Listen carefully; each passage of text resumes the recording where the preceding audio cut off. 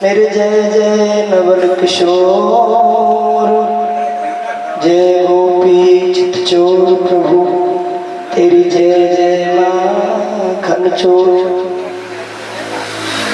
परम मंगल में परात्पर अखिलेश्वर अकारण करुणा हमारे भक्तवंचित कल्पत्रु श्री तुरंदित विनंदित पीताम्बरधारी श्री बालकृष्ण लाल वाडमयी प्रतिमूर्ति श्रीमद् भागवत महापुराण का प्रथम दिवस मंगल में शुभारंभ कर रहे हैं।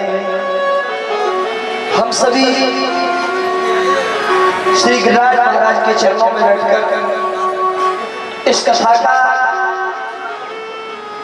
रसपान करने के लिए एकत्रित हुए हैं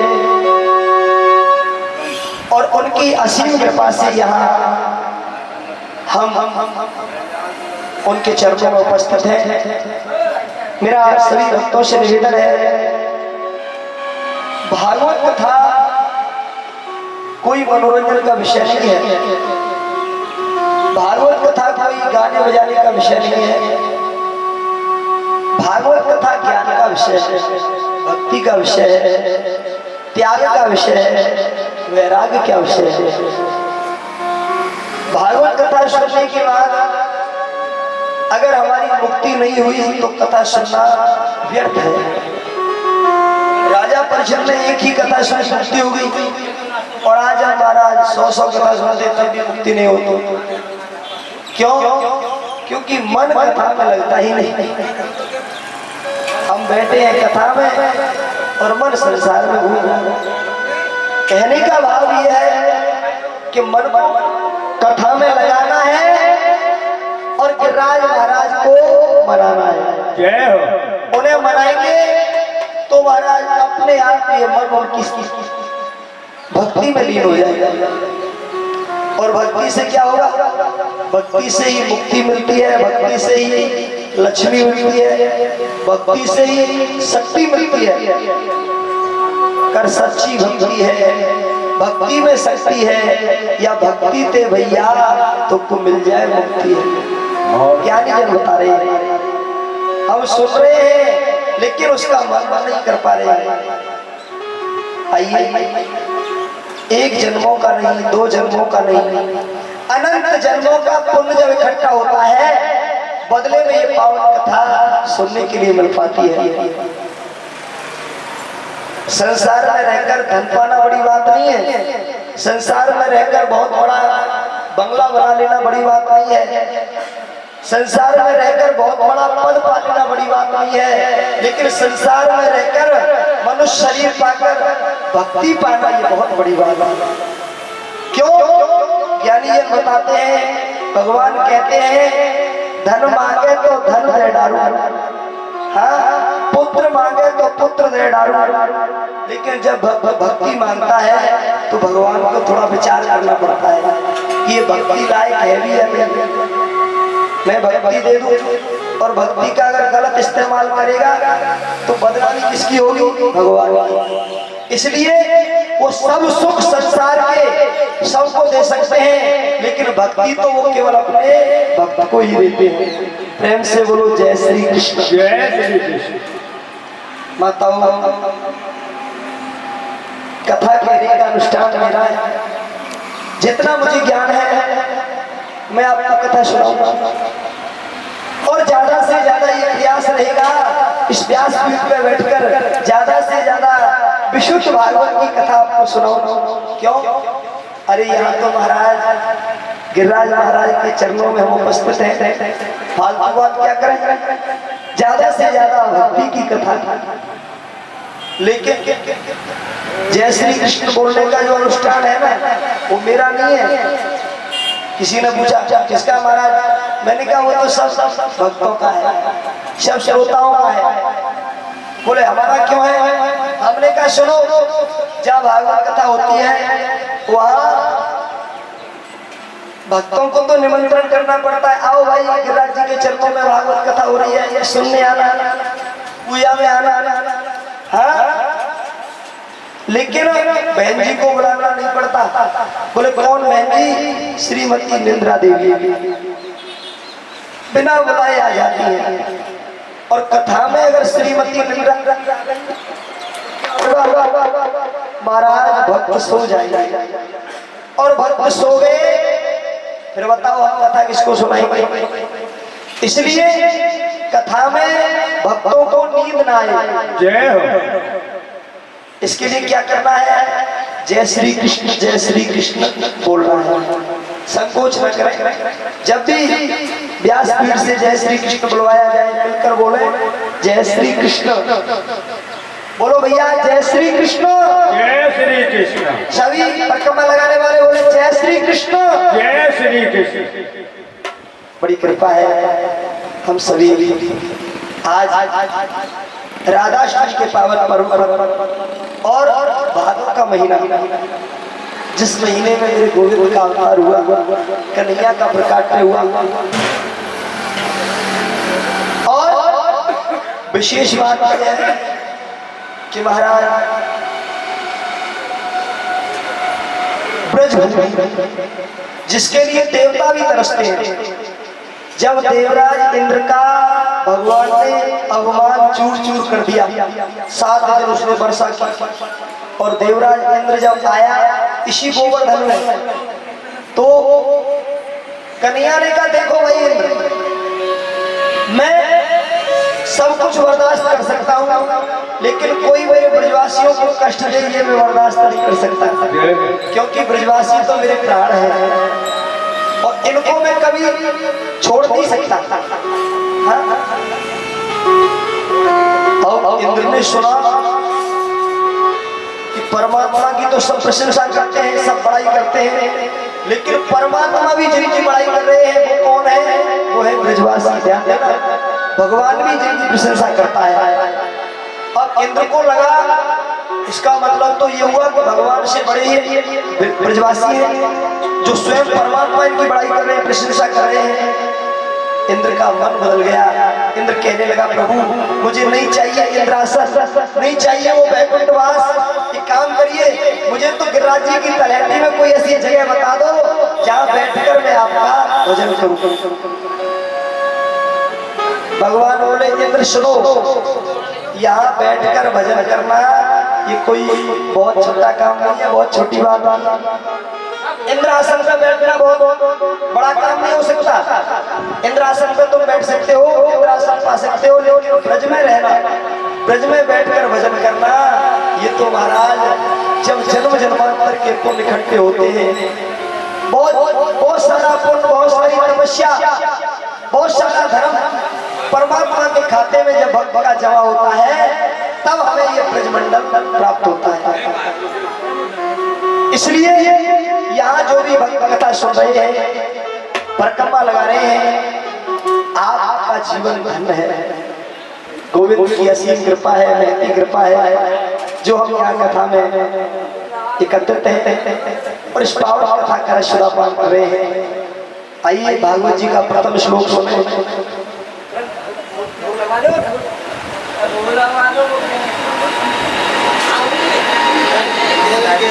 पहले श्री राधे भैया पहले ठाकुर जी का भोग लगवा दे। भंडारा जो बनाया ना वो आपके हाथ से भोग लगवा दे। Hello hello hello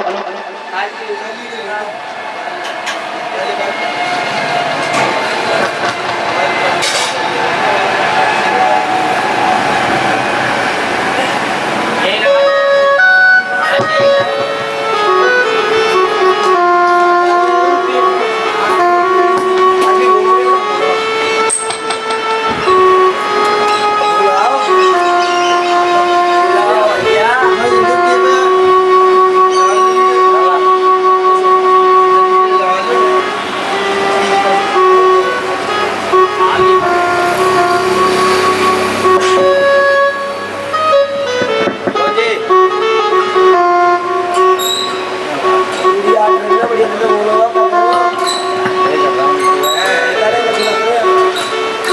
Shri Radhe भोग लगवा दे ठाकुर जी का, और बाद में फिर आप भी प्रसाद खाएं और भक्तों को भी बुलाएं।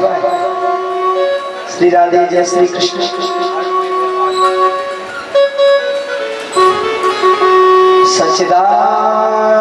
सच्चिदानंद रूपा विश्वोत्पत्त्याद हेतवे तापत्रय विनाशाय श्री कृष्णाय वयं नमः। माताओं, जीवन की 3 बातें हैं, बड़ी समझने की। सत्य, चित, आनंद, ये तीनों ही नाम है परमात्मा के।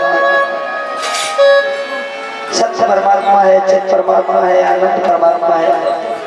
किसी ने कहा महाराज समझ में नहीं आया, व्याख्या कीजिए। तो व्याख्या हुई, बोले सत्य परमात्मा कैसे है? कैसे है?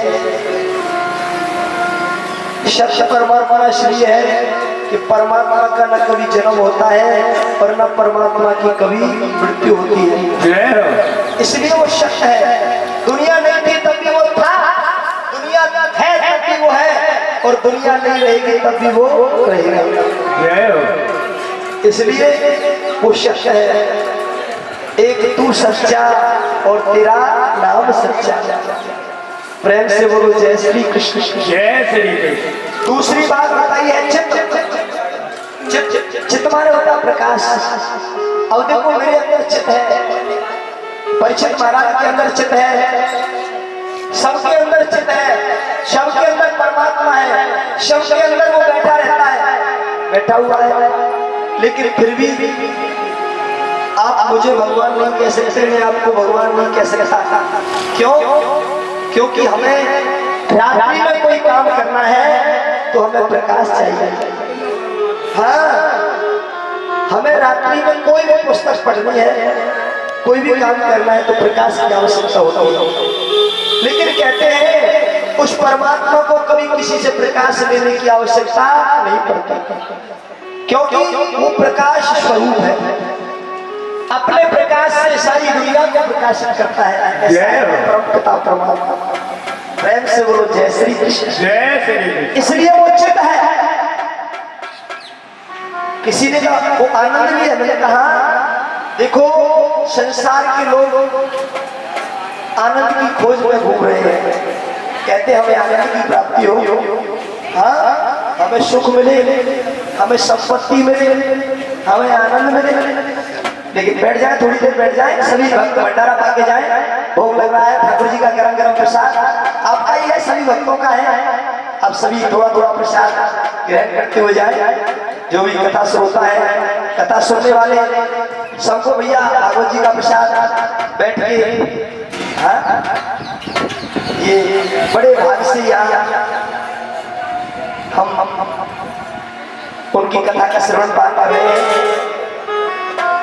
और सभी भक्तों का सहयोग है। ये पावन कथा विशेषकर हाथरस वासियों के सहयोग से हो रही है। जय हो जय हो जय हो। और विशेष सहयोग कथा में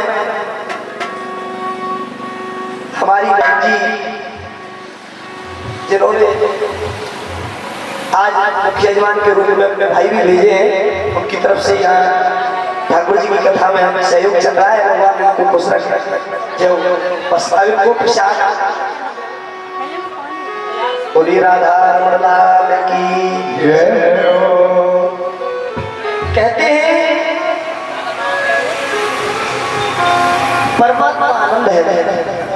बोले आनंद, हाँ एक सज्जन बोले आनंद की बात कर रहे हो।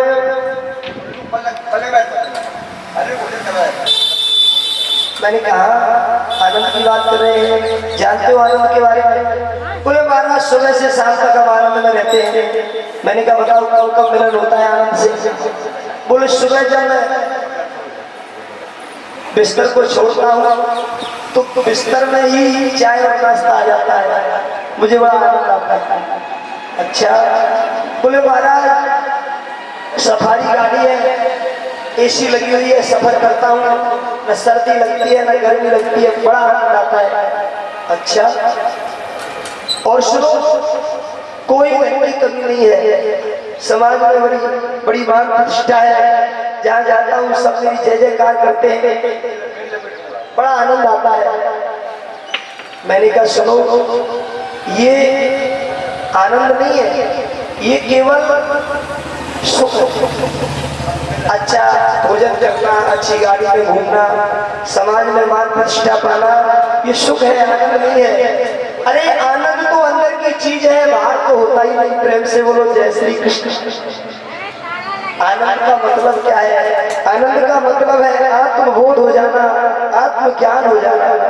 और प्यारे भक्तों, जिसे आत्मज्ञान हो जाएगा, जिसे आत्मबोध हो जाएगा, उसकी संसार से मुक्ति हो जाती है। जीते जी वो संसार से मुक्ति पा जाता है। मुक्ति का मतलब मरना नहीं है, मुक्ति का मतलब है संसार से अलग हो जाना।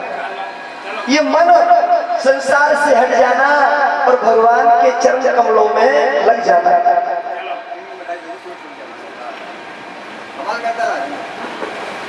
जो संसार को बनाते हैं, उसका पालन करते हैं, समय आने पर लय कर देते हैं, जिनकी कृपा विलासता से सारा संसार चलता है, ताप त्रय विनाशाय, तीनों प्रकार के तापों को नष्ट करने की जिनके नाम में जिनमें सामर्थ्य है, आइए उस परमात्मा को प्रणाम करें। श्री कृष्णाय वयं नमः।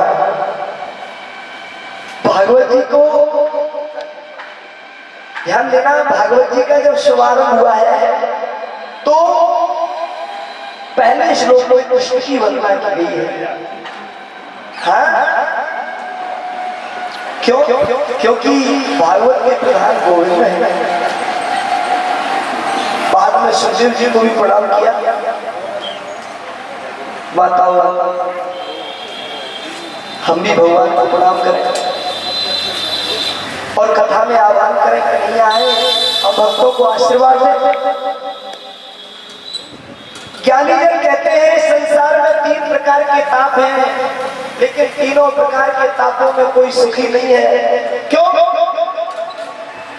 महाराज, जिनके पास में धन है, बड़ी कोठी बनी हुई है, 2-4 देशी गाड़ी द्वार पे खड़ी रहती है, 10-5 नौकर आगे पीछे घूमते, वहां तो सुख है। हमने कहा वहां सुख नहीं है, वहां धन है। क्यों? हमने कहा सुनो कि कोई तन दुखी, कोई मन दुखी, कोई धन मिल रहे उदास, थोड़े थोड़े सब दुखी है सुखी राम के दास। कोई तन दुखी, कोई मन दुखी, कोई धन मिल रहे उदास, थोड़े थोड़े सब दुखी है सुखी राम के दास। सुख कहाँ है? जो भगवान के दास बने हुए हैं, जो भगवान के सेवक बने हुए हैं। मिलता है सच्चा सुख केवल भगवान तुम्हारे चरणों में। मेरी विनती है पल पल छिन छिन रहे ध्यान तुम्हारे चरणों में।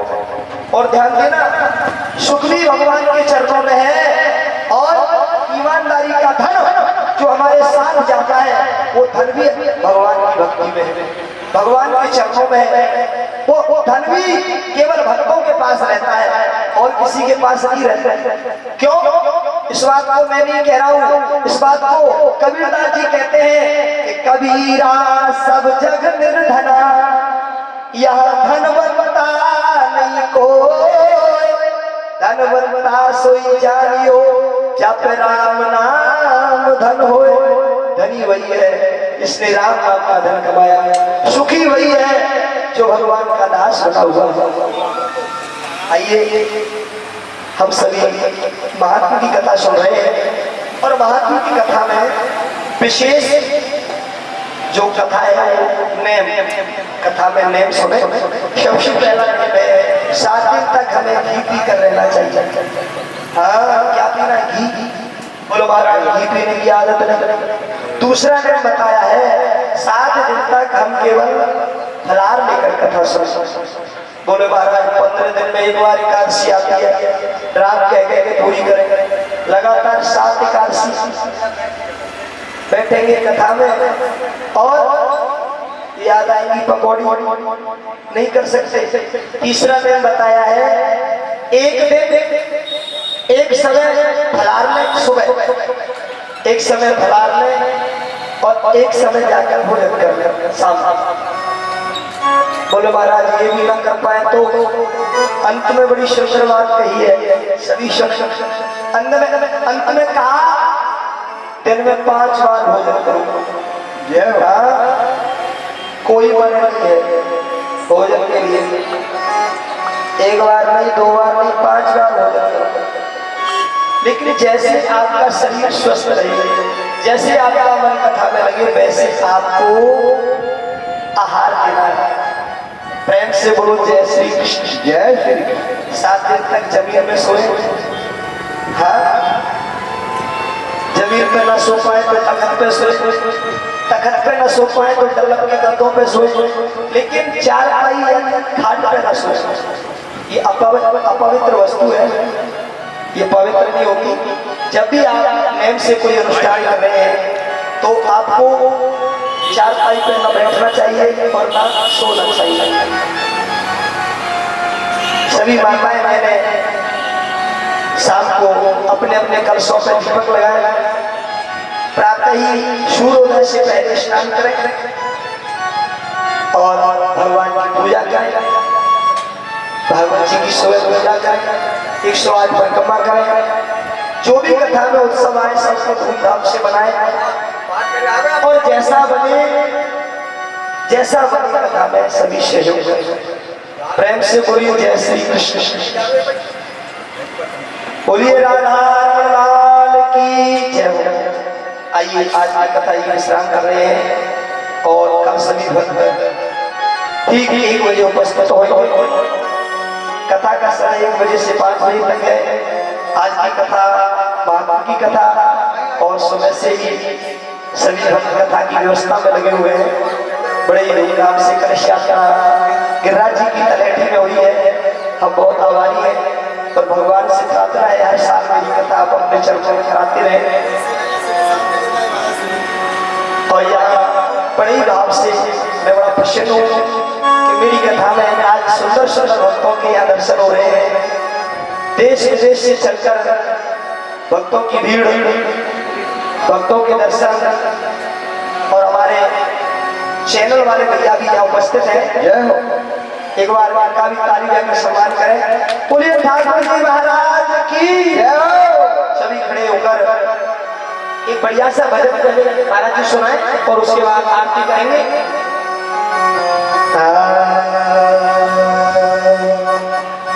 जब तक रहेगी जिंदगी फुर्सत न होगी काम से, शुभ समय यहाँ मिल रहा, सब प्रेम कर लो राम से।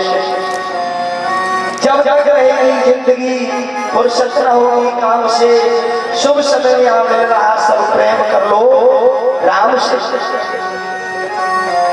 बड़ा शुभ समय हमें यहाँ मिल रहा है, भगवान के चरणों में हम यहाँ उपस्थित हैं और बड़ी ही पावन कथा का श्रवण पाठ कर रहे हैं। कहते हैं हर तेरी लीला अपरंपार, ओ पार यशोदा की प्यारे सावरिया, तेरी लीला अपरंपार, ओ पार।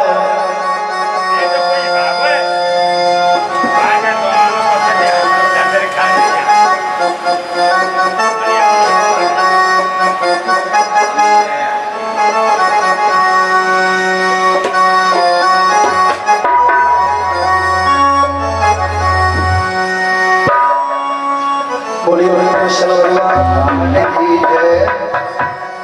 तेरी लीला अपरंपार, ओ पार सावरिया, तेरी लीला अपरंपार, ओ पार यशोदा के प्यारे सावरिया, तेरी लीला अपरंपार, ओ पार यशोदा के प्यारे सावरिया।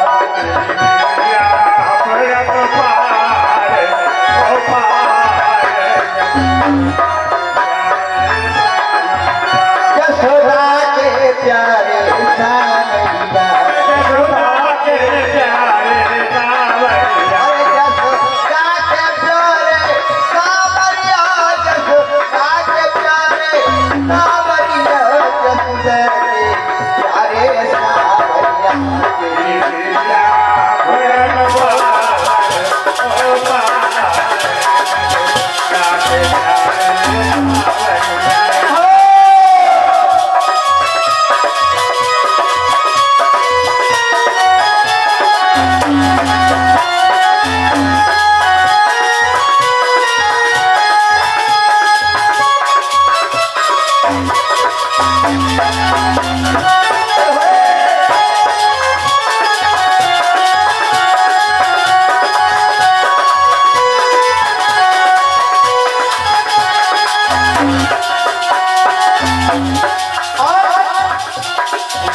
ब्रजवासी को प्यारो है तू ब्रजवासी को प्यारा है तू ब्रजवासी को प्यारो है तू ब्रजवासी को प्यारा है आँखें को तारो है सब क्या आँख को तारो है आँखें को तारो है सब आँख को तारो है जग को पालन सावरिया या अपराध पार ओ पार जसना के प्यारे हरि खुदा के प्यारे सावरिया जसना के प्यारे सावरिया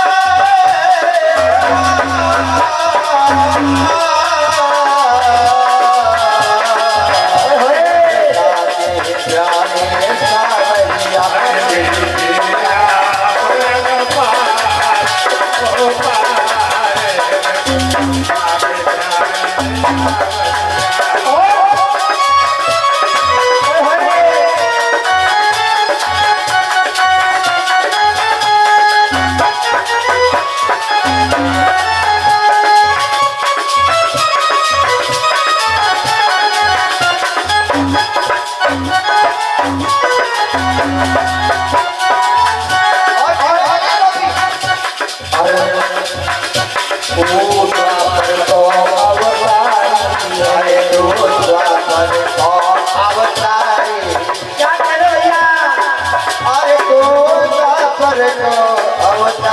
भैया तू द्वापर को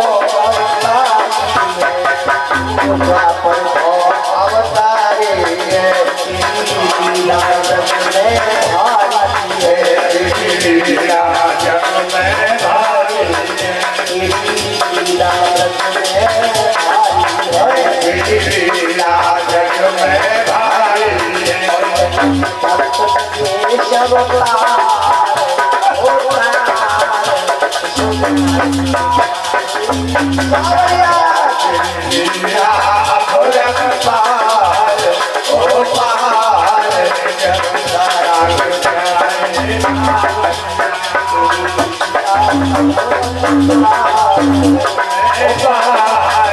जग सारे प्यारे सावरिया जसना के प्यारे जसोदा के प्यारे सावरिया और जसना के प्यारे सावरिया जसना के प्यारे सावरिया लीला अपराध पार ओ पार जग सारे प्यारे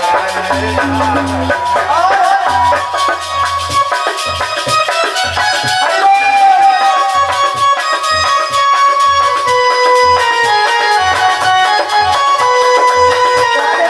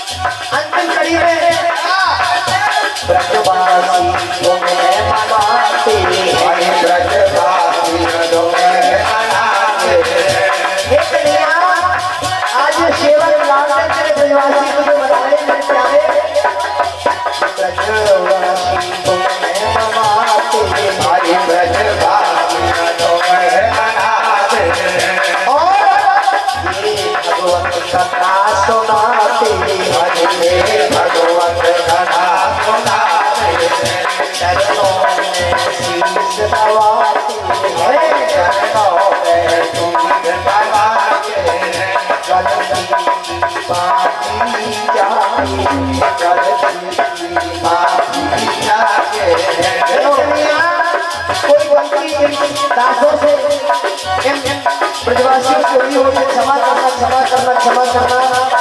हम तेरे हैं और तू हमारा है, हम इस बात को जानते हैं, इसलिए निवेदन कर रहे हैं। अरे नैया नैया कर दे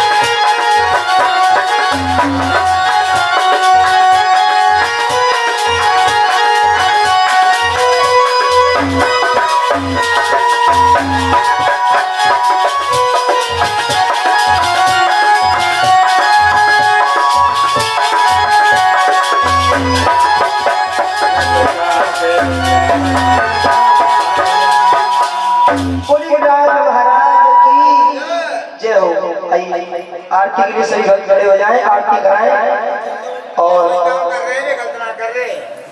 सभी भक्त आरती कराएं, खड़े हो जाएं। और कल ठीक 1 बजे से कथा का समय 5 बजे तक है। हम सभी ठीक 1 बजे उपस्थित हो। सुबह कथा में 8 बजे से और 10 बजे तक पूजा चलेगी। 1 घंटे प्रतिदिन हवन होगा। जो भी हवन कराना चाहते हैं, पूजा कराना चाहते हैं, वो सभी पूजा में आए, हवन में आए। और कथा का समय 1 से 5 है। जय श्री राधे, जय श्री कृष्ण।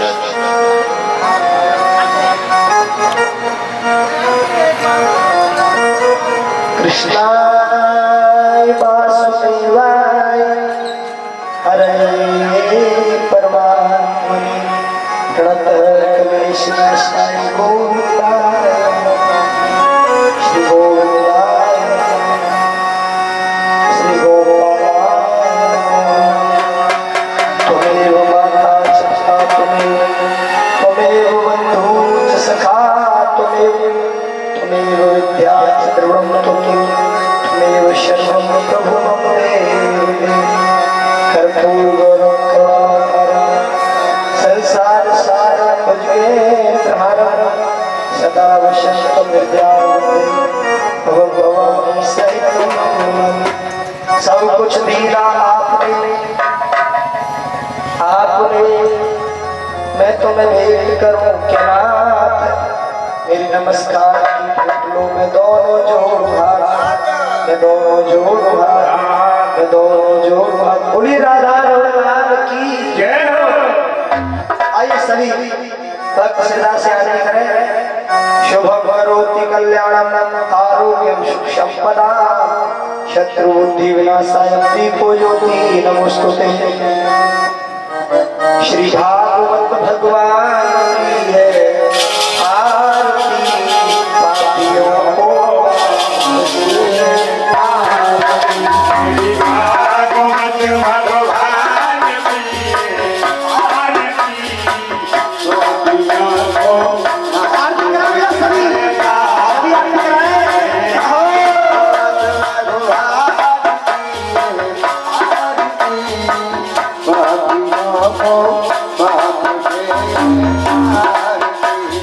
हमारे पंथ ये मुक्ति पंथ ये पंचम